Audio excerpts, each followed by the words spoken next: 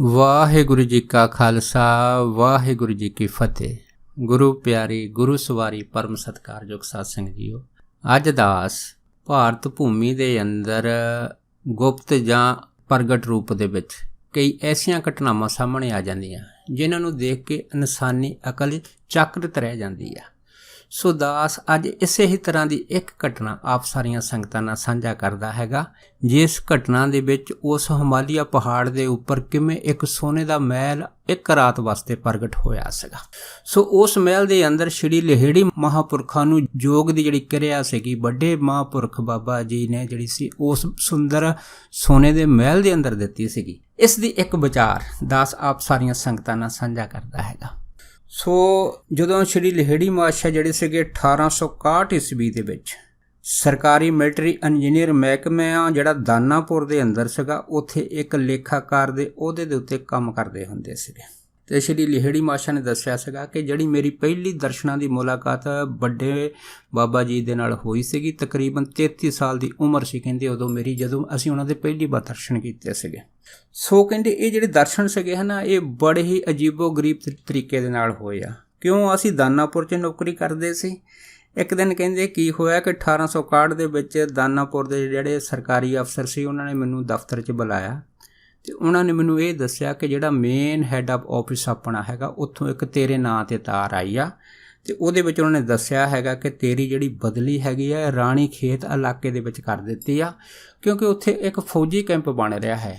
ਇਸ ਕਰਕੇ ਤੁਸੀਂ ਹੁਣ ਮੁਨਸ਼ੀ ਦਾ ਜਿਹੜਾ ਕੰਮ ਹੈ ਉਸ ਰਾਣੀਪੁਰ ਇਲਾਕੇ ਦੇ ਵਿੱਚ ਕਰਨਾ ਹੈਗਾ।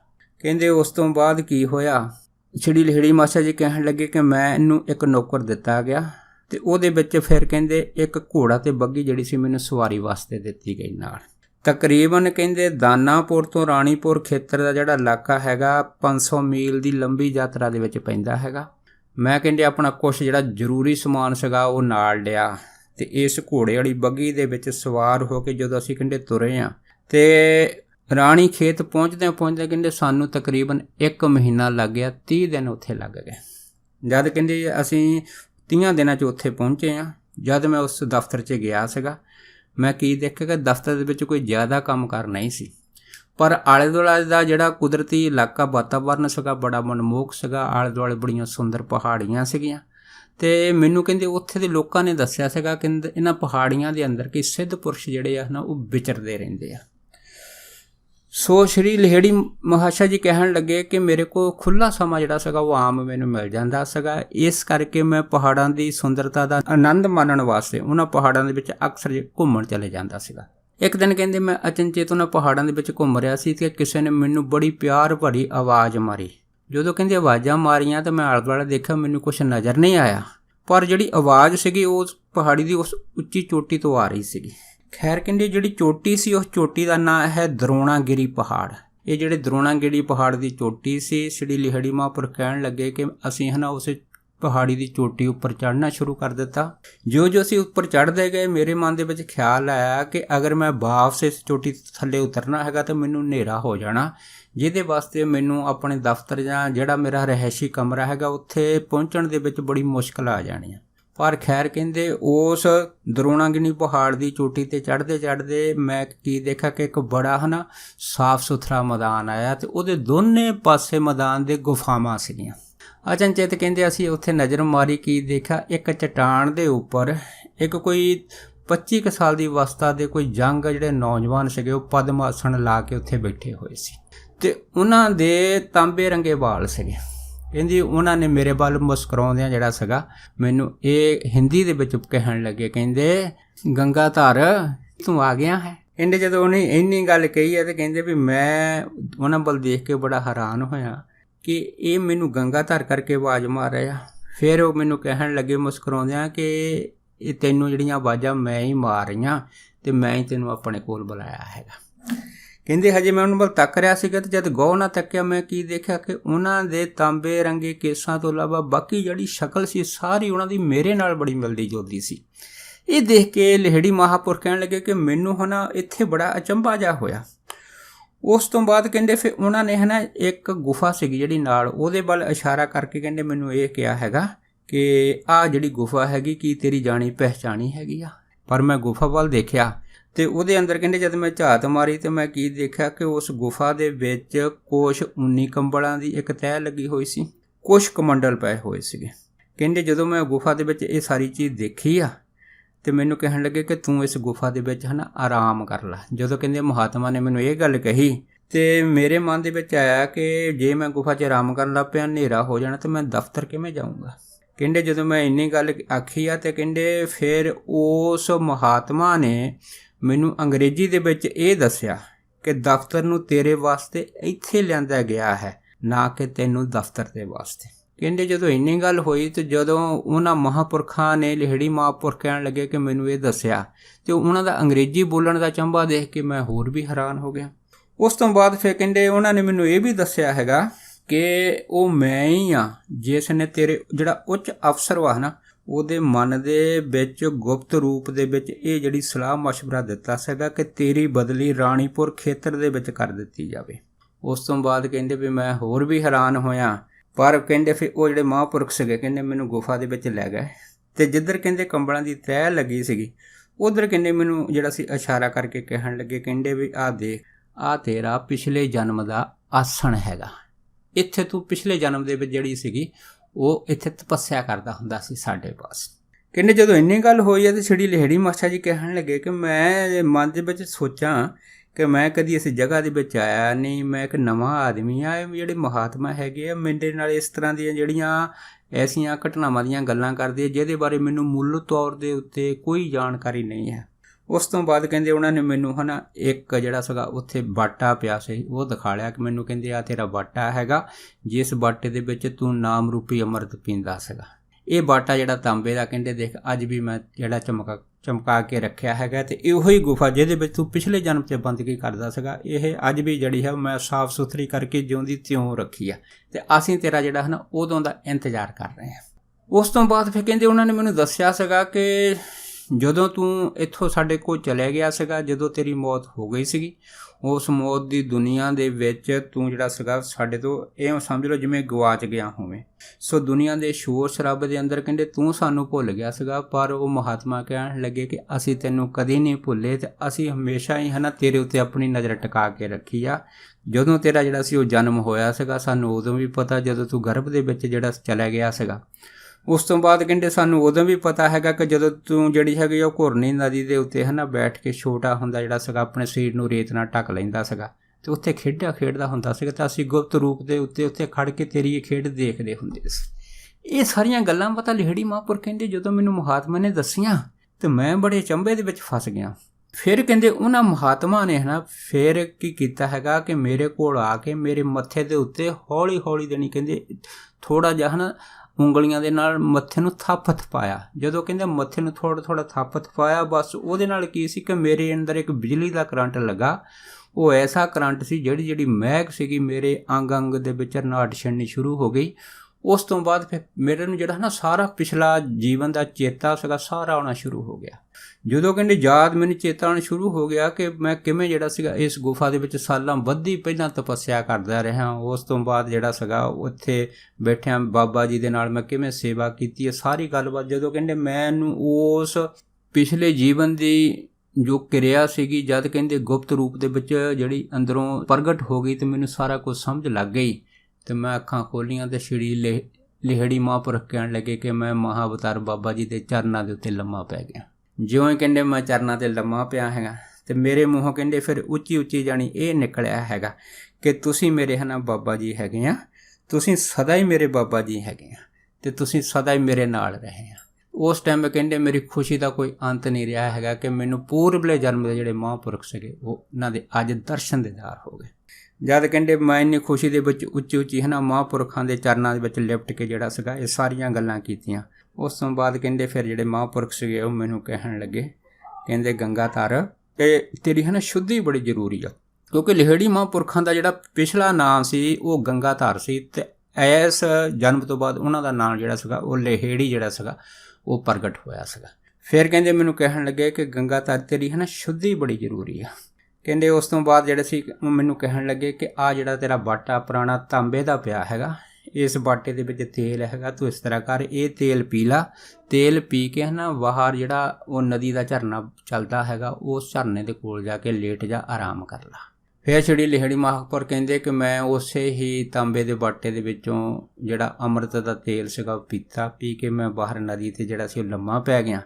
ਜੋ ਨਦੀ 'ਤੇ ਲੰਮਾ ਪੈ ਗਿਆ, ਮੈਂ ਕੀ ਦੇਖਿਆ ਕਿ ਉੱਥੇ ਹੈ ਨਾ ਜਿਹੜੀਆਂ ਠੰਡੀਆਂ ਬਰਫੀਲੀਆਂ ਹਵਾਵਾਂ ਦੇ ਬੁੱਲੇ ਸੀਗੇ ਮੇਰੇ ਸਰੀਰ ਦੇ ਕੋਲੋਂ ਦੀ ਲੰਘ ਰਹੇ ਸੀਗੇ, ਅਤੇ ਉੱਥੇ ਆਲੇ ਦੁਆਲੇ ਜਿੰਨੇ ਜਾਨਵਰ, ਜੰਗਲੀ ਜਾਨਵਰ ਸੀਗੇ, ਅਤੇ ਉਹਨਾਂ ਜੰਗਲੀ ਜਾਨਵਰਾਂ ਦੇ ਜਿਹੜੇ ਸ਼ੋਰ ਸ਼ਰਾਬੇ ਸੀ ਮੇਰੇ ਕੰਨਾਂ ਦੇ ਵਿੱਚ ਉਹ ਸੁਣਾਈ ਦੇ ਰਹੇ ਸੀ। ਉਹਨਾਂ ਦੇ ਵਿੱਚੋਂ ਬਾਘ ਚੀਤਿਆਂ ਦੀਆਂ ਆਵਾਜ਼ਾਂ ਜਿਹੜੀਆਂ ਬੜੀਆਂ ਭਿਆਨਕ ਗੁਜ਼ਰ ਰਹੀਆਂ ਸੀ, ਪਰ ਮੇਰੇ ਮਨ ਦੇ ਵਿੱਚ ਕਿਸੇ ਚੀਜ਼ ਦਾ ਕੋਈ ਡਰ ਖੌਫ ਪਾਇਆ ਨਹੀਂ ਸੀਗਾ। ਉਸ ਤੋਂ ਬਾਅਦ ਫਿਰ ਸ਼੍ਰੀ ਲਹਿੜੀ ਮਹਾਂਪੁਰਖ ਦੱਸਦੇ ਸੀਗੇ ਕਿ ਜਦੋਂ ਮੈਂ ਉੱਥੇ ਲੰਮਾ ਪਿਆ ਸੀਗਾ, ਮੈਂ ਇਹ ਤੱਕਿਆ ਕਿ ਜਿਹੜੀਆਂ ਬਰਫੀਲੀਆਂ ਹਵਾਵਾਂ ਹੈਗੀਆਂ ਜਦੋਂ ਮੇਰੇ ਸਰੀਰ ਨੂੰ ਛੋਹ ਕੇ ਜਾਂਦੀਆਂ, ਪਰ ਉਹਨਾਂ ਦੇ ਨਾਲ ਮੈਨੂੰ ਬਿਲਕੁਲ ਠੰਡ ਨਹੀਂ ਲੱਗਦੀ, ਕਿਉਂਕਿ ਮੈਨੂੰ ਇਸ ਤਰ੍ਹਾਂ ਪ੍ਰਤੀਤ ਹੋਇਆ ਕਿ ਜਿਹੜਾ ਇਹ ਤਾਂਬੇ ਰੂਪੀ ਬਾਟੇ ਵਿੱਚ ਬਾਬਾ ਜੀ ਨੇ ਮੈਨੂੰ ਉਹ ਤੇਲ ਪਿਲਾਇਆ ਹੈ ਨਾ, ਉਸ ਤੇਲ ਦੇ ਨਾਲ ਮੇਰੇ ਅੰਦਰ ਬੜੀ ਸੁਖਦਾਇਕ ਇੱਕ ਗਰਮੀ ਪੈਦਾ ਹੋ ਗਈ ਆ। ਇਸ ਤਰ੍ਹਾਂ ਕਹਿੰਦੇ ਫਿਰ ਅਸੀਂ ਉਸ ਚਟਾਨ 'ਤੇ ਲੇਟਦਿਆਂ ਜਿਹੜੀਆਂ ਪਿਛਲੀਆਂ ਸਾਡੇ ਜਨਮ ਦੀਆਂ ਯਾਦਾਂ ਸੀਗੀਆਂ, ਜਦ ਕਹਿੰਦੇ ਹੌਲੀ ਹੌਲੀ ਜਿਹੜੀਆਂ ਸੀਗੀਆਂ ਧੁੰਦਲੀਆਂ ਹੋ ਕੇ ਜਿਹੜੀਆਂ ਸੀ ਸਪਸ਼ਟ ਰੂਪ 'ਚ ਖੁੱਲ੍ਹਣ ਲੱਗੀਆਂ, ਅਤੇ ਅਸੀਂ ਇਸੇ ਦੁਨੀਆ ਦੇ ਵਿੱਚ ਗਵਾਚ ਗਏ। ਜੋ ਹੀ ਕਹਿੰਦੇ ਗਵਾਚੇ ਆ, ਉਸ ਤੋਂ ਬਾਅਦ ਕਹਿੰਦੇ ਅਸੀਂ ਕੀ ਦੇਖਿਆ ਕਿ ਇੱਕ ਕੋਈ ਜਿਹੜਾ ਸੀਗਾ ਕੋਈ ਸਿੱਧ ਪੁਰਖ ਬਾਬਾ ਜੀ ਦਾ ਸੇਵਾਦਾਰ ਮੇਰੇ ਪਾਸ ਆਇਆ। ਉਹਨਾਂ ਨੇ ਮੈਨੂੰ ਜਿਹੜਾ ਸੀ ਆਵਾਜ਼ ਮਾਰ ਕੇ ਉਠਾਇਆ ਅਤੇ ਕਹਿਣ ਲੱਗੇ ਕਿ ਆ ਤੁਸੀਂ ਜਿਹੜੇ ਤੁਹਾਡੇ ਗਿੱਲੇ ਕੱਪੜੇ ਆ ਤੁਸੀਂ ਇਹ ਬਦਲ ਲਓ, ਤਾਂ ਆਹ ਸੁੱਕੇ ਕੱਪੜੇ ਤੁਸੀਂ ਪਾ ਲਓ। ਕਹਿੰਦੇ ਅਸੀਂ ਕੀ ਕੀਤਾ, ਉਸ ਪੁਰਖ ਦੇ ਕੋਲੋਂ ਜਿਹੜੇ ਸੀਗੇ ਉਹ ਸੁੱਕੇ ਕੱਪੜੇ ਫੜ ਕੇ ਪਹਿਨ ਲਏ, ਅਤੇ ਗਿੱਲੇ ਕੱਪੜੇ ਅਸੀਂ ਜਿਹੜੇ ਸੀ ਚਟਾਨ ਦੇ ਉੱਪਰ ਰੱਖ ਦਿੱਤੇ। ਉਸ ਤੋਂ ਬਾਅਦ ਕਹਿੰਦੇ ਉਹ ਜਿਹੜਾ ਪੁਰਖ ਸੀਗਾ ਕਹਿੰਦੇ ਮੈਨੂੰ ਕਹਿਣ ਲੱਗਾ ਕਿ ਆਪਾਂ ਹੁਣ ਬਾਬਾ ਜੀ ਦੇ ਪਾਸ ਜਾਣਾ ਹੈ, ਕਿਉਂਕਿ ਬਾਬਾ ਜੀ ਨੇ ਤੁਹਾਨੂੰ ਆਪਣੇ ਪਾਸ ਬੁਲਾਇਆ ਹੈਗਾ। ਜਦੋਂ ਕਹਿੰਦੇ ਇਹ ਗੱਲ ਹੋਈ, ਸ਼੍ਰੀ ਲਹਿੜੀ ਮਹਾਂਪੁਰਖ ਕਹਿੰਦੇ ਵੀ ਅਸੀਂ ਹੈ ਨਾ ਉਸ ਸਿੱਧ ਪੁਰਸ਼ ਦੇ ਪਿੱਛੇ ਤੁਰ ਪਏ। ਜਿਉਂ ਤੁਰਿਆ ਕਹਿੰਦੇ ਉਹ ਸਿੱਧ ਪੁਰਸ਼ ਸਾਨੂੰ ਉਸ ਅੱਧੀ ਰਾਤ ਦੇ ਹਨੇਰੇ ਦੇ ਵਿੱਚੋਂ ਦੀ ਜੰਗਲਾਂ ਪਹਾੜਾਂ ਵਿੱਚੋਂ ਦੀ ਜਿਹੜਾ ਸੀਗਾ ਉਹ ਲਿਜਾਂਦਾ ਜਦ ਅੱਗੇ ਗਿਆ, ਤਾਂ ਇੱਕ ਜਗ੍ਹਾ ਅਸੀਂ ਕੀ ਦੇਖਿਆ ਕਿ ਇੱਕ ਜਗ੍ਹਾ ਕੋਈ ਹੈ ਨਾ ਸਥਿਰ ਜਿਹੜੀ ਰੋਸ਼ਨੀ ਆ ਉਹ ਚਮਕ ਰਹੀ ਆ। ਜਦੋਂ ਕਹਿੰਦੇ ਅੰਦਰ ਜਿਹੜੀ ਸਥਿਰ ਰੋਸ਼ਨੀ ਚਮਕ ਰਹੀ ਸੀ, ਅਤੇ ਜਿਹਦੇ ਚਮਕਣ ਦੇ ਨਾਲ ਉਹ ਜਿਹੜੀ ਕਾਲੀ ਬੋਲੀ ਰਾਤ ਹਨੇਰੇ ਵਾਲੀ ਸੀਗੀ ਉਹ ਬੜੀ ਉਜਲ ਹੋ ਗਈ ਸੀ, ਅਤੇ ਬੜਾ ਇਸ ਤਰ੍ਹਾਂ ਲੱਗਦਾ ਸੀਗਾ ਜਿਵੇਂ ਹੈ ਨਾ ਦਿਨ ਚੜ੍ਹ ਗਿਆ ਹੋਵੇ। ਫਿਰ ਲਹਿੜੀ ਮਹਾਂਪੁਰਖ ਕਹਿਣ ਲੱਗੇ, ਕਹਿੰਦੇ ਵੀ ਅਸੀਂ ਉਸ ਸਿੱਧ ਪੁਰਸ਼ ਨੂੰ ਪੁੱਛਿਆ ਵੀ ਕੀ ਸੂਰਜ ਚੜ੍ਹ ਗਿਆ ਹੈਗਾ, ਅਤੇ ਕਹਿੰਦੇ ਫਿਰ ਉਹ ਕਹਿਣ ਲੱਗਾ ਵੀ ਸੂਰਜ ਤਾਂ ਨਹੀਂ ਚੜ੍ਹਿਆ, ਅਜੇ ਅੱਧੀ ਰਾਤ ਦਾ ਟਾਈਮ ਹੈਗਾ। ਜਦੋਂ ਕਹਿੰਦੇ ਸਿੱਧ ਪੁਰਸ਼ ਨੇ ਮੈਨੂੰ ਜਵਾਬ ਦਿੱਤਾ, ਤਾਂ ਫਿਰ ਮੈਂ ਉਹਨੂੰ ਕਿਹਾ ਕਿ ਦੂਰੋਂ ਜਿਹੜੀ ਰੋਸ਼ਨੀ ਚਮਕਦੀ ਦਿਖਾਈ ਦਿੰਦੀ ਇਹ ਕੀ ਆ। ਫਿਰ ਉਹਨੇ ਦੱਸਿਆ ਸੀਗਾ ਵੀ ਇਹ ਹੈ ਨਾ ਇੱਕ ਸੋਨੇ ਦੇ ਮਹਿਲ ਦੀ ਚਮਕ ਹੈਗੀ ਆ, ਜਿਹੜਾ ਸੋਨੇ ਦਾ ਮਹਿਲ ਹੈਗਾ ਇਸ ਪਹਾੜ ਦੇ ਉੱਤੇ ਜਿਹੜਾ ਹੈਗਾ ਅੱਜ ਹੀ ਸਿਰਜਿਆ ਗਿਆ ਹੈ। ਜਦੋਂ ਕਹਿੰਦੇ ਉਹ ਸਿੱਧ ਪੁਰਖਾਂ ਨੇ ਲਹਿੜੀ ਮਹਾਂਪੁਰਖ ਕਹਿੰਦੇ ਮੈਨੂੰ ਇਹ ਦੱਸਿਆ ਕਿ ਸੋਨੇ ਦੀ ਮਹਿਲ ਦੀ ਚਮਕ ਜਿਹੜੀ ਹੈ ਇਸ ਪਹਾੜੀ ਦੇ ਉੱਤੇ ਪੈ ਰਹੀ ਹੈ, ਅਤੇ ਇਹ ਜਿਸ ਕਰਕੇ ਉਹਦਾ ਜਿਹੜਾ ਸਾਰਾ ਲਿਸ਼ਕਾਰਾ ਹੈਗਾ ਇਸ ਪਹਾੜੀ 'ਤੇ ਇਸ ਤਰ੍ਹਾਂ ਲੱਗਦਾ ਜਿਵੇਂ ਸੂਰਜ ਕਰਕੇ ਦਿਨ ਚੜ੍ਹ ਗਿਆ ਹੋਵੇ। ਉਸ ਤੋਂ ਬਾਅਦ ਲਹਿੜੀ ਮਹਾਂਪੁਰਖ ਕਹਿੰਦੇ ਜਿਉਂ ਅਸੀਂ ਸਿੱਧ ਪੁਰਸ਼ ਦੇ ਪਿੱਛੇ ਗਏ, ਕੀ ਦੇਖਿਆ ਕਿ ਅਸੀਂ ਮਹਿਲ ਦੇ ਨਜ਼ਦੀਕ ਜਾ ਕੇ ਤੱਕਿਆ ਕਿ ਉਹਦੇ ਆਲੇ ਦੁਆਲੇ ਬਹੁਤ ਹੀ ਸੁੰਦਰ ਬਾਗ ਬਗੀਚੇ ਆ ਮਹਿਲ ਦੇ ਆਲੇ ਦੁਆਲੇ। ਸੋ ਉਹਨਾਂ ਆਲੇ ਦੁਆਲੇ ਮਹਿਲ ਦੇ ਬਗੀਚਿਆਂ ਦੇ ਵਿੱਚ ਬੜੀਆਂ ਸੁੰਦਰ ਜਿਹੜੀਆਂ ਹੈਗੀਆਂ ਉਹ ਪਾਣੀ ਦੀਆਂ ਛਲਾਵਾਂ ਦੇ ਤਲਾਬ ਬਣੇ ਹੋਏ ਆ, ਅਤੇ ਉਸ ਮਹਿਲ ਦਾ ਜਿਹੜਾ ਪਰਛਾਵਾਂ ਹੈਗਾ ਇਹਨਾਂ ਤਲਾਬਾਂ ਦੇ ਵਿੱਚ ਬੜੀ ਸੁੰਦਰਤਾ ਦੀ ਜਿਹੜੀ ਪ੍ਰਤੀਤੀ ਆ ਕਹਿੰਦੇ ਸਾਨੂੰ ਮਹਿਸੂਸ ਕਰਾ ਰਿਹਾ ਹੈਗਾ। ਉਸ ਤੋਂ ਬਾਅਦ ਕਹਿੰਦੇ ਫਿਰ ਅਸੀਂ ਜਦੋਂ ਹੈ ਨਾ ਉਸ ਮਹਿਲ ਦੀ ਜਿਹੜੀ ਸੁੰਦਰਤਾ ਨੂੰ ਜਦ ਬਾਹਰੋਂ ਤੱਕਿਆ, ਅਤੇ ਅਸੀਂ ਹੈਰਾਨ ਰਹਿ ਗਏ ਕਿ ਉਹਦੀ ਜਿਹੜੀ ਸੁੰਦਰਤਾ ਸੀਗੀ ਉਹ ਕਲਪਨਾ ਤੋਂ ਵੀ ਬਾਹਰ ਸੀਗੀ।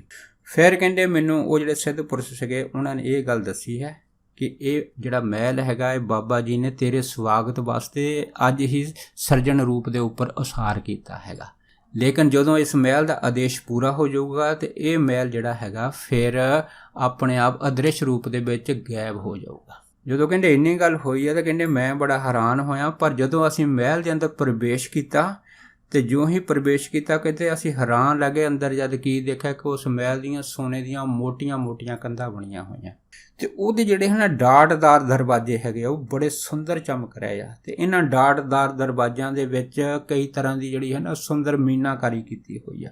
ਇਹਨਾਂ ਮੀਨਾਕਾਰੀਆਂ ਦੇ ਅੰਦਰ ਕਈ ਤਰ੍ਹਾਂ ਦੇ ਜਿਹੜੇ ਆ ਹੀਰੇ, ਪੰਨੇ, ਜਵਾਹਰਾਤ ਵਗੈਰਾ ਇਸ ਤਰ੍ਹਾਂ ਦੇ ਜਿਹੜੇ ਹਨ ਸਾਰੇ ਸਾਜੋ ਸਮਾਨ ਲੱਦੇ ਪਏ ਆ। ਕਹਿੰਦੇ ਅਸੀਂ ਜਿਉਂ-ਜਿਉਂ ਉਸ ਮਹਿਲ ਦੀ ਇਸ ਸੁੰਦਰਤਾ ਨੂੰ ਦੇਖਦੇ ਸੀ ਸਾਡਾ ਮਨ ਚਕਰਤ ਰਹਿ ਜਾਂਦਾ ਸੀਗਾ ਕਹਿੰਦੇ ਜਿਉਂ-ਜਿਉਂ ਅਸੀਂ ਉਸ ਮਹਿਲ ਨੂੰ ਦੇਖਦੇ ਗਏ, ਕੀ ਦੇਖਿਆ, ਉਸ ਮਹਿਲ ਦੇ ਅੰਦਰ ਅਣਗਿਣਤੀ ਕਮਰੇ ਆ, ਅਤੇ ਜਿੰਨੇ ਵੀ ਉਹਦੇ ਦੀਵਾਰ ਹੈਗੇ, ਦਰਵਾਜ਼ੇ ਹੈਗੇ, ਹਰੇਕ ਦਰਵਾਜ਼ਿਆਂ ਦੇ ਉੱਤੇ ਜਿਹੜੇ ਸਿੱਧ ਪੁਰਸ਼ ਹੈਗੇ ਦੇਵ ਰੂਪ ਹੋ ਕੇ ਖੜ੍ਹੇ ਆ ਅਤੇ ਸਾਡਾ ਸਵਾਗਤ ਕਰ ਰਹੇ ਆ। ਕਹਿੰਦੇ ਜਦੋਂ ਹੱਥ ਜੋੜ ਕੇ ਜਿਹੜੇ ਸੀ ਉਹ ਸਾਡਾ ਸਵਾਗਤ ਕਰ ਰਹੇ ਸੀ, ਤਾਂ ਅਸੀਂ ਕਹਿੰਦੇ ਉਸ ਜਿਉਂ ਹੀ ਮਹਿਲ ਦੇ ਵਿੱਚ ਪ੍ਰਵੇਸ਼ ਕਰਕੇ ਘੁੰਮ ਰਹੇ ਸੀ, ਅਤੇ ਕਹਿੰਦੇ ਅਸੀਂ ਹੋਰ ਅਚੰਭਤ ਹੋ ਗਏ। ਜਦੋਂ ਅਚੰਭਤ ਹੋ ਗਏ ਤਾਂ ਕਹਿੰਦੇ ਫਿਰ ਉਹਦੀ ਸੁੰਦਰਤਾ ਦੇਖ ਕੇ ਸ਼੍ਰੀ ਲਹਿੜੀ ਮਹਾਂਪੁਰਖ ਕਹਿਣ ਲੱਗੇ ਕਿ ਮੇਰੇ ਅੰਦਰ ਬੜੇ ਅਜੀਬ ਆਨੰਦ ਦੇ ਭਾਵ ਦੀ ਜਿਹੜੀ ਸੀ ਅੰਦਰੋਂ ਜ਼ੁਬਾਨ ਤੋਂ ਬੜੀ ਉੱਚੀ ਦੇਣੀ ਫਲਾਸਟ ਹੋਈ ਸੀ। ਜਦੋਂ ਕਹਿੰਦੇ ਕੋਈ ਐਸੀ ਜ਼ੁਬਾਨ ਦੇ ਵਿੱਚੋਂ ਜਿਹੜੀ ਸੀ ਉਹ ਖੁਸ਼ੀ ਦੇ ਵਿੱਚ ਚੰਗਿਆੜ ਮੇਰੇ ਨਿਕਲੀ ਸੀ, ਤਾਂ ਫਿਰ ਕਹਿੰਦੇ ਉਸ ਸਿੱਧ ਪੁਰਸ਼ ਨੇ ਮੈਨੂੰ ਇਹ ਦੱਸਿਆ ਸੀਗਾ, ਕਹਿੰਦੇ ਲਹਿੜੀ ਜੀ ਤੁਸੀਂ ਇਸ ਤਰ੍ਹਾਂ ਕਰੋ, ਇਸ ਮਹਿਲ ਦਾ ਆਨੰਦ ਅੱਜ ਆਪਣੀਆਂ ਅੱਖਾਂ ਦੇ ਨਾਲ, ਨੇਤਰਾਂ ਦੇ ਨਾਲ ਭਰਪੂਰ ਮਾਣ ਲਓ, ਕਿਉਂਕਿ ਇਹ ਜਿਹੜਾ ਮਹਿਲ ਹੈ ਇਹ ਅੱਜ ਦੀ ਰਾਤ ਹੀ ਜਿਹੜਾ ਹੈਗਾ ਤੁਹਾਡੇ ਵਾਸਤੇ ਬਾਬਾ ਜੀ ਨੇ ਸਿਰਜਿਆ ਹੈਗਾ। ਪਰ ਜਦੋਂ ਇਸ ਮਹਿਲ ਦਾ ਆਦੇਸ਼ ਪੂਰਾ ਹੋ ਜਾਊਗਾ ਅਤੇ ਇਹ ਜਿਹੜਾ ਮਹਿਲ ਹੈਗਾ ਫਿਰ ਆਪਣੇ ਆਪ ਜਿਹੜਾ ਸੀਗਾ ਇਹ ਅਦ੍ਰਿਸ਼ ਦੁਨੀਆ ਦੇ ਵਿੱਚ ਗਾਇਬ ਹੋ ਜਾਊਗਾ। ਫਿਰ ਕਹਿੰਦੇ ਅਸੀਂ ਉਹਨਾਂ ਨੂੰ ਪੁੱਛਿਆ ਸੀਗਾ ਕਿ ਇਸ ਮਹਿਲ ਦੇ ਅੰਦਰ ਐਡੀ ਬੜੀ ਖੁਸ਼ਬੂ, ਐਡਾ ਬੜੀ ਸੁੰਦਰਤਾ ਹੈਗੀ ਆ, ਲੇਕਿਨ ਇਹ ਦੇਖ ਕੇ ਮੈਂ ਹੈਰਾਨ ਹੈਗਾ ਕਿ ਕੀ ਮੈਂ ਸੁਪਨਾ ਦੇਖ ਰਿਹਾ ਕਿ ਵਾਕਿਆ ਹੀ ਸਾਰਾ ਕੁਝ ਅਸਲੀਅਤ ਹੈਗਾ। ਫਿਰ ਕਹਿੰਦੇ ਮੇਰੇ ਨਾਲ ਦੇ ਸਿੱਧ ਪੁਰਸ਼ ਕਹਿੰਦੇ ਸੀਗੇ ਕਿ ਇਹ ਸਾਰਾ ਕੁਝ ਤੇਰੇ ਵਾਸਤੇ ਬਾਬਾ ਜੀ ਨੇ ਤੇਰੇ ਜੋ ਪੂਰਬਲੇ ਜਨਮ ਦੀ ਇੱਛਾ ਸੀਗੀ ਉਸ ਨੂੰ ਪੂਰਾ ਕਰਨ ਵਾਸਤੇ ਇਹ ਮਹਿਲ ਦੀ ਸਿਰਜਣਾ ਕੀਤੀ ਹੈ। ਇਸ ਤਰ੍ਹਾਂ ਕਹਿੰਦੇ ਅਸੀਂ ਗੱਲਾਂ ਬਾਤਾਂ ਕਰਦੇ ਜਦੋਂ ਡਾਟ ਦਰਵਾਜ਼ਿਆਂ ਦੇ ਵਿੱਚੋਂ ਕਈਆਂ ਕਮਰਿਆਂ 'ਚੋਂ ਅੱਗੇ ਜਾ ਰਹੇ ਸੀ, ਅੱਗੇ ਦੇਖਿਆ ਕਿ ਇੱਕ ਬੜਾ ਖੁੱਲ੍ਹਾ ਕਮਰਾ ਜਿਹੜਾ ਸੀਗਾ ਉਹਦੇ ਵਿੱਚ ਆਇਆ। ਜਦੋਂ ਕਹਿੰਦੇ ਉਹ ਹਾਲ ਕਮਰਾ ਆਇਆ, ਉਸ ਹਾਲ ਕਮਰੇ ਦੇ ਵਿੱਚ ਬਹੁਤ ਸਾਰੀਆਂ ਜਿਹੜੀਆਂ ਸੰਤ ਮੰਡਲੀਆਂ ਬੈਠੀਆਂ ਹੋਈਆਂ, ਅਤੇ ਅਸੀਂ ਕਹਿੰਦੇ ਕੀ ਦੇਖਿਆ ਕਿ ਕਈ ਜਿਹੜੀਆਂ ਸੰਤ ਮੰਡਲੀਆਂ ਮੂੰਹ ਦੇ ਵਿੱਚੋਂ ਆਪੋ ਆਪਣੇ ਮੰਤਰਾਂ ਦਾ ਕਈ ਉਚਾਰਨ ਕਰ ਰਹੀਆਂ ਹੈ, ਅਤੇ ਕਈ ਜਿਹੜੀਆਂ ਮੰਡਲੀਆਂ ਦੇ ਜੋ ਸਿੱਧ ਪੁਰਖ ਹੈਗੇ ਆ ਉਹ ਚੁੱਪ-ਚਾਪ ਧਿਆਨ ਮਗਨ ਹੋ ਕੇ ਜਿਹੜੇ ਹੈਗੇ ਉਹ ਉੱਥੇ ਆਪਣੇ ਪਦਮ ਆਸਣ ਦੇ ਵਿੱਚ ਬੈਠੇ ਹੋਏ ਆ। ਜਦੋਂ ਕਹਿੰਦੇ ਇਹ ਸਾਰਾ ਕੁਝ ਦੇਖਿਆ, ਉੱਥੇ ਗਏ ਲਹਿੜੀ ਮਹਾਂਪੁਰਖ ਕਹਿੰਦੇ ਕਿ ਇੱਕ ਫੁੱਲਦਾਨ ਪਿਆ ਸੀਗਾ। ਜਦੋਂ ਕਹਿੰਦੇ ਅਸੀਂ ਉਹ ਫੁੱਲਦਾਨ ਚੱਕਿਆ ਹੈਗਾ ਤਾਂ ਉਹ ਸਿੱਧ ਪੁਰਸ਼ ਜਿਹੜੇ ਮੇਰੇ ਨਾਲ ਸੀਗੇ ਮੈਨੂੰ ਕਹਿਣ ਲੱਗੇ ਕਿ ਇਹਨਾਂ ਜਿਹੜੇ ਫੁੱਲਦਾਨ ਹੈਗੇ ਇਹਨਾਂ ਨੂੰ ਤੁਸੀਂ ਆਪਣੇ ਜਿਹੜੀਆਂ ਇੰਦਰੀਆਂ ਹੈਗੀਆਂ ਇਹਦੀ ਸ਼ੋਅ ਦੇ ਨਾਲ ਦੇਖੋ। ਇਸ ਫੁੱਲਦਾਨਾਂ ਦੇ ਵਿੱਚ ਕੋਈ ਐਸੀ ਜਿਹੜੀ ਹੈਗੀ ਆ ਉਹ ਨਕਲੀ ਗੱਲ ਨਹੀਂ ਹੈਗੀ ਆ। ਜੋ ਚੀਜ਼ ਹੈ ਸਾਰੀ ਭੌਤਿਕ ਚੀਜ਼ ਇਸ ਮਹਿਲ ਦੇ ਵਿੱਚ ਬਾਬਾ ਜੀ ਨੇ ਜਿਹੜੀ ਹੈਗੀ ਉਹ ਤੇਰੇ ਸਵਾਗਤ ਵਾਸਤੇ ਬਣਾਈ ਹੋਈ ਹੈ। ਜਦੋਂ ਕਹਿੰਦੇ ਅਸੀਂ ਉਹ ਫੁੱਲਦਾਨ ਚੱਕਿਆ ਸੀ, ਕੀ ਦੇਖਿਆ ਅਨੇਕਾਂ ਰਤਨ ਜਿਹੜੇ ਆ ਬੜੇ ਸੁੰਦਰ ਤਰੀਕੇ ਨਾਲ ਉਹਦੇ ਵਿੱਚ ਜੜੇ ਹੋਏ ਸੀ। ਇਸ ਤਰ੍ਹਾਂ ਕਹਿੰਦੇ ਹਰੇਕ ਮਹਿਲ ਦੇ ਵਿੱਚ ਜਿਹੜੀ ਅਸੀਂ ਉਹ ਰੰਗ ਬਰੰਗੀਆਂ ਦੀਵਿਆਂ ਦੀਆਂ ਰੋਸ਼ਨੀਆਂ ਚਮਕ ਰਹੀਆਂ ਸੀ। ਇਹਨਾਂ ਲਾਲ ਰੂਪੀ ਮੱਧਮ ਰੋਸ਼ਨੀਆਂ ਦੇ ਵਿੱਚ ਜਿਹੜੇ ਸਿੱਧ ਪੁਰਖ ਸੀਗੇ, ਜਿਹੜੇ ਮੰਤਰ ਉਚਾਰ ਰਹੇ ਸੀਗੇ, ਉਹਨਾਂ ਦੇ ਚਿਹਰੇ ਜਿਹੜੇ ਸੀਗੇ ਬੜੇ ਸੁੰਦਰ ਸੀ। ਉਹਨਾਂ ਦੇ ਵਿੱਚੋਂ ਕਹਿੰਦੇ ਅਸੀਂ ਦੇਖਿਆ ਕਿ ਕਈਆਂ ਦੇ ਚਿਹਰੇ ਜਿਹੜੇ ਬਹੁਤ ਗੋਰੇ ਬੜੇ ਸੁੰਦਰ ਸੀ, ਪਰ ਕਈਆਂ ਦੇ ਚਿਹਰੇ ਜਿਹੜੇ ਸੀ ਉਹ ਪੱਕੇ ਰੰਗ ਦੇ ਸਾਨੂੰ ਦਿਖਾਈ ਦੇ ਰਹੇ ਸੀ। ਇਸ ਤਰ੍ਹਾਂ ਕਹਿੰਦੇ ਅਸੀਂ ਘੁੰਮਦਿਆਂ ਫਿਰ ਕਹਿੰਦੇ ਉਸ ਜਿਹੜਾ ਸੀਗਾ ਸਿੱਧ ਪੁਰਖ ਕਹਿੰਦੇ ਉਹਨਾਂ ਨੂੰ ਪੁੱਛਿਆ ਹੈਗਾ ਕਿ ਇਹ ਜਿਹੜਾ ਮਹਿਲ ਹੈਗਾ ਇਹਦਾ ਉਦੇਸ਼ ਜਿਹੜਾ ਕੀ ਹੈਗਾ, ਕਿਵੇਂ ਬਣਿਆ ਹੈਗਾ।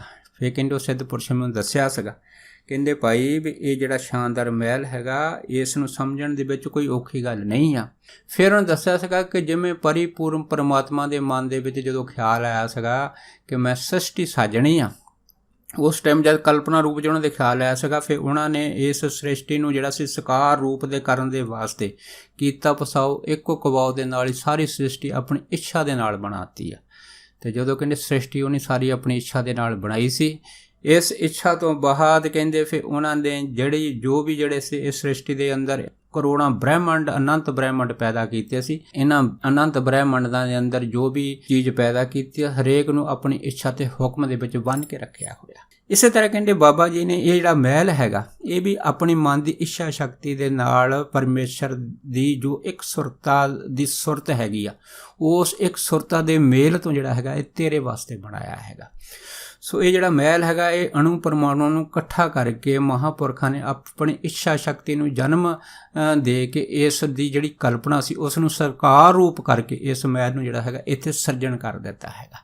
ਪਰ ਜਦੋਂ ਇਹ ਮਹਿਲ ਦਾ ਆਦੇਸ਼ ਪੂਰਾ ਹੋ ਜਾਊਗਾ ਉਸ ਤੋਂ ਬਾਅਦ ਫਿਰ ਇਹ ਮਹਿਲ ਜਿਹੜਾ ਹੈਗਾ ਇਸ ਗਾਇਬ ਹੋ ਜਾਊਗਾ। ਕਹਿੰਦੇ ਜਦੋਂ ਇਹ ਸਾਰੀ ਗੱਲਬਾਤ ਹੋਈ ਸੀ, ਇਸ ਤਰ੍ਹਾਂ ਕਹਿੰਦੇ ਅਸੀਂ ਕਰਦਿਆਂ ਜਦ ਉੱਥੇ ਦਾ ਇੱਕ ਬਹੁਤ ਵੱਡਾ ਮੇਨ ਜਿਹੜਾ ਸੀਗਾ ਉਹ ਹਾਲ ਸੀਗਾ ਉਹਦੇ ਵਿੱਚ ਜਦ ਪ੍ਰਵੇਸ਼ ਕੀਤਾ, ਅਸੀਂ ਕੀ ਦੇਖਿਆ ਕਿ ਉੱਥੇ ਬਹੁਤ ਹੀ ਸੁੰਦਰ ਰੋਸ਼ਨੀਆਂ ਅਤੇ ਕਈਆਂ ਤਰ੍ਹਾਂ ਦੇ ਜਿਹੜੇ ਸੀਗੇ ਉਹ ਅਤਰ ਫਲੇਰ ਗੁਲਾਬ ਜਿਹੜੇ ਮਹਿਕ ਸੀਗੇ ਪੂਰੇ ਮਹਿਲ ਦੇ ਵਿੱਚ ਜਿਹੜੇ ਸੀਗੇ ਉਹ ਸੁਗੰਧਿਤ ਹੋ ਰਹੇ ਸੀ ਤੇ ਬੜਾ ਹੀ ਮਨਮੋਹਕ ਤੇ ਬਹੁਤ ਆਨੰਦ ਭਰਿਆ ਜਿਹੜਾ ਸੀਗਾ ਉਹ ਸਾਰਾ ਜਿਹੜਾ ਸੋਨੇ ਦਾ ਮਹਿਲ ਸੀਗਾ ਉਹ ਭਰਪੂਰ ਸਾਨੂੰ ਕਹਿੰਦੇ ਸੀਗਾ ਉਹ ਅਨੁਭਤ ਹੋ ਰਿਹਾ ਸੀ। ਤੇ ਉਸ ਸੁੰਦਰ ਸੋਨੇ ਦੇ ਮਹਿਲ ਦੇ ਅੰਦਰ ਜਿਹੜਾ ਹਾਲ ਸੀਗਾ ਉੱਥੇ ਬਹੁਤ ਉੱਚ ਸੋਨੇ ਦਾ ਇੱਕ ਸਿੰਘਾਸਣ ਸੀਗਾ। ਉਹ ਸੋਨੇ ਦੇ ਸਿੰਘਾਸਣ ਦੇ ਉੱਪਰ ਬਹੁਤ ਹੀ ਅਦਭੁਤ ਤੇਜ ਪ੍ਰਤਾਪ ਵਾਲੇ ਮਹਾਅਵਤਾਰ ਬਾਬਾ ਜੀ ਜਿਹੜੇ ਸੀ ਪਦਮ ਆਸਣ ਲਾ ਕੇ ਬੈਠੇ ਹੋਏ ਸੀ। ਸੋ ਇਹ ਜਿਹੜਾ ਸੋਨੇ ਦਾ ਆਸਣ ਸੀਗਾ ਇਹ ਅਨੰਤ ਹੀਰੇ ਜਵਾਹਰਤ ਪੰਨਿਆਂ ਆਦਿ ਦੇ ਨਾਲ ਬੜੀਆਂ ਸੁੰਦਰ ਬੂਟੀਆਂ ਦੇ ਨਾਲ ਜੜਿਆ ਹੋਇਆ ਸੀਗਾ। ਕਹਿੰਦੇ ਜਦੋਂ ਅਸੀਂ ਜਾ ਕੇ ਬਾਬਾ ਜੀ ਨੂੰ ਪ੍ਰਣਾਮ ਕੀਤਾ, ਜਦ ਪ੍ਰਣਾਮ ਕੀਤਾ ਕਹਿੰਦੇ ਪ੍ਰਣਾਮ ਕਰਨ ਤੋਂ ਬਾਅਦ ਬਾਬਾ ਜੀ ਨੇ ਅੱਖਾਂ ਖੋਲ੍ਹੀਆਂ, ਸਾਡੇ ਵੱਲ ਜਿਹੜਾ ਸੀਗਾ ਉਹ ਮੁਸਕਰਾ ਕੇ ਕਹਿਣ ਲੱਗੇ, ਕਹਿੰਦੇ ਲਹੇੜੀ ਅੱਜ ਮੈਨੂੰ ਲੱਗਦਾ ਹੈਗਾ ਕਿ ਤੂੰ ਅਜੇ ਵੀ ਇਸ ਮਹਿਲ ਦੀ ਜਿਹੜੀ ਸੁੰਦਰਤਾ ਦੀ ਆਨੰਦ ਹੈਗਾ ਇਸ ਆਨੰਦ ਨੂੰ ਅਜੇ ਵੀ ਮਾਣ ਰਿਹਾ ਹੈਗਾ, ਪਰ ਅੱਜ ਅਸੀਂ ਤੇਰਾ ਇਹ ਜਿਹੜਾ ਮਾਇਕ ਸੁੱਖਾਂ ਦਾ ਆਨੰਦ ਹੈਗਾ ਇਸ ਆਨੰਦ ਦਾ ਜੋ ਕਰਮ ਹੈਗਾ ਉਸਨੂੰ ਸਦਾ ਲਈ ਖਤਮ ਕਰਕੇ ਤੈਨੂੰ ਇੱਕ ਐਸੇ ਅਨੁਭਵ ਦੇ ਵਿੱਚ ਲੈ ਜਾਣਾ ਹੈਗਾ ਜਿਸ ਅਨੁਭਵ ਦੇ ਵਿੱਚ ਤੂੰ ਕਦੀ ਕਲਪਨਾ ਵੀ ਨਹੀਂ ਕੀਤੀ ਹੋਗੀ ਕਿ ਜਿਹੜਾ ਆਨੰਦ ਦਾ ਸਾਗਰ ਹੈਗਾ ਉਸ ਦੇ ਵਿੱਚ ਤੈਨੂੰ ਅੱਜ ਲੀਨ ਕਰ ਦੇਣਾ ਹੈਗਾ।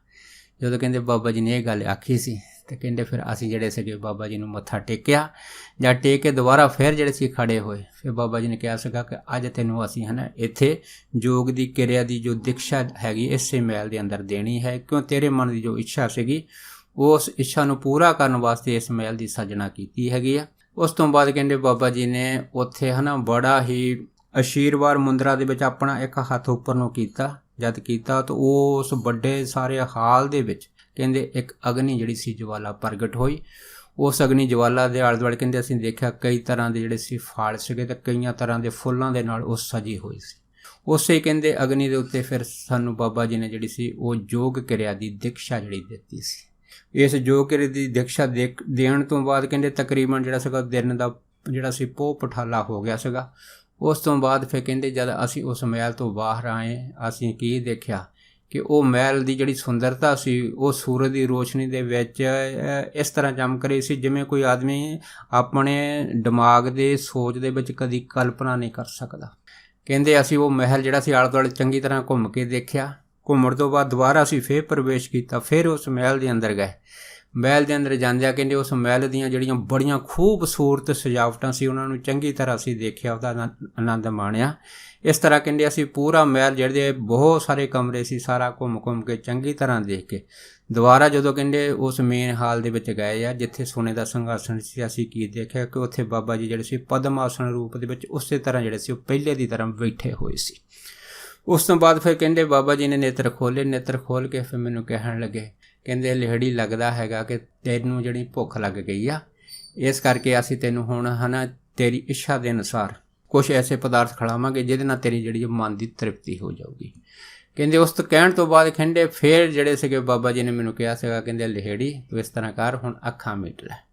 ਕਹਿੰਦੇ ਜਿਉਂ ਅਸੀਂ ਅੱਖਾਂ ਮੀਟੀਆਂ ਤੇ ਪਰ ਜਦੋਂ ਅਸੀਂ ਅੱਖਾਂ ਖੋਲ੍ਹੀਆਂ ਤੇ ਕੀ ਦੇਖਿਆ, ਦਰੋਣਗਿਰੀ ਦਾ ਪਹਾੜ ਉਸੇ ਤਰ੍ਹਾਂ ਖੜਾ ਹੈਗਾ, ਉਸੇ ਤਰ੍ਹਾਂ ਉੱਥੇ ਸੁੱਕੀਆਂ ਚਟਾਨਾਂ ਹੈਗੀਆਂ, ਉਹੀ ਪਹਿਲੇ ਵਾਲਾ ਦ੍ਰਿਸ਼ ਹੈਗਾ। ਨਾ ਤਾਂ ਉੱਥੇ ਕੋਈ ਸੋਨੇ ਦਾ ਮਹਿਲ ਹੈਗਾ ਨਾ ਕੁਛ ਹੋਰ ਹੈਗਾ, ਹਰੇਕ ਚੀਜ਼ ਜਿਹੜੀ ਉੱਥੋਂ ਲੁਪਤ ਹੋ ਚੁੱਕੀ ਆ। ਤੇ ਪਰ ਬਾਬਾ ਜੀ ਤੇ ਉਹਦੇ ਜਿਹੜੇ ਸ਼ੀਸ਼ ਹੈਗੇ ਇੱਕ ਚਟਾਨ ਦੇ ਉੱਪਰ ਜਿਹੜੇ ਸਧਾਰਨ ਰੂਪ ਦੇ ਵਿੱਚ ਚੌਂਕੜਾ ਮਾਰ ਕੇ ਬੈਠੇ ਹੋਏ ਆ। ਤੇ ਕਹਿੰਦੇ ਵੀ ਅਸੀਂ ਉਹ ਆਲੇ ਦੁਆਲੇ ਦੇਖਿਆ ਤੇ ਨਾ ਤਾਂ ਉੱਥੇ ਬਾਗ ਬਗੀਚੇ ਸੀਗੇ ਨਾ ਫੁੱਲ ਸੀਗੇ, ਸਾਰੀ ਚਰੀਬ ਜਿਹੜੀ ਸੀ ਉਹ ਅਦ੍ਰਿਸ਼ ਹੋ ਗਈ ਸੀ। ਫਿਰ ਸਾਨੂੰ ਕਹਿੰਦੇ ਇਹ ਪਤਾ ਸੀਗਾ ਕਿ ਇਹ ਜਿਹੜਾ ਮਹਿਲ ਹੈ ਬਾਬਾ ਜੀ ਨੇ ਆਪਣੀ ਮਨ ਦੀ ਇੱਛਾ ਦੇ ਨਾਲ ਤਿਆਰ ਕੀਤਾ ਸੀਗਾ ਤੇ ਇਹ ਇੱਛਾ ਇਹ ਸੀ ਕਿ ਇਸ ਮਹਿਲ ਦੇ ਅੰਦਰ ਹੀ ਕਹਿੰਦੇ ਸਾਨੂੰ ਦੀਕਸ਼ਾ ਦੇਣੀ ਸੀਗੀ। ਸੋ ਯੋਗ ਦੀ ਕਿਰਿਆ ਬਾਬਾ ਜੀ ਨੇ ਸਾਨੂੰ ਦਿੱਤੀ ਸੀ। ਜਦੋਂ ਇਹ ਯੋਗ ਦੀ ਕਿਰਿਆ ਦਾ ਜਿਹੜੀਆਂ ਸਾਰੀਆਂ ਰਸਮਾਂ ਸੰਸਕਾਰ ਪੂਰੇ ਹੋ ਗਏ ਸੀ ਉਸ ਤੋਂ ਬਾਅਦ ਕਹਿੰਦੇ ਇਹ ਜਿਹੜਾ ਮਹਿਲ ਸੀਗਾ ਇਹ ਜਿੱਥੋਂ ਅਣੂਆਂ ਨੂੰ ਇਕੱਠੇ ਕਰਕੇ ਬਣਾਇਆ ਗਿਆ ਸੀਗਾ ਉਹ ਅਣੂ ਜਿਹੜੇ ਸੀ ਆਪੋ ਆਪਣੀ ਜਗ੍ਹਾ ਦੇ ਵਿੱਚ ਚਲੇ ਗਏ ਤੇ ਮਹਿਲ ਜਿਹੜਾ ਸੀ ਉਹ ਲੁਪਤ ਹੋ ਗਿਆ ਸੀਗਾ। ਸੋ ਦਾਸ ਇੰਨੇ ਹੀ ਬਚਨ ਸਾਂਝਾ ਕਰਦਾ ਹੋਇਆ ਖਿਮਾ ਦਾ ਜਾਚਕ ਹੈ ਜੀ। ਹੋਈਆਂ ਬੇਅੰਤ ਭੁੱਲਾਂ ਚੁੱਕਾਂ ਦੀ ਖਿਮਾ ਬਖਸ਼ਣੀ, ਸੋ ਫਤਿਹ ਬੁਲਾਓ। ਵਾਹਿਗੁਰੂ ਜੀ ਕਾ ਖਾਲਸਾ, ਵਾਹਿਗੁਰੂ ਜੀ ਕੀ ਫਤਿਹ।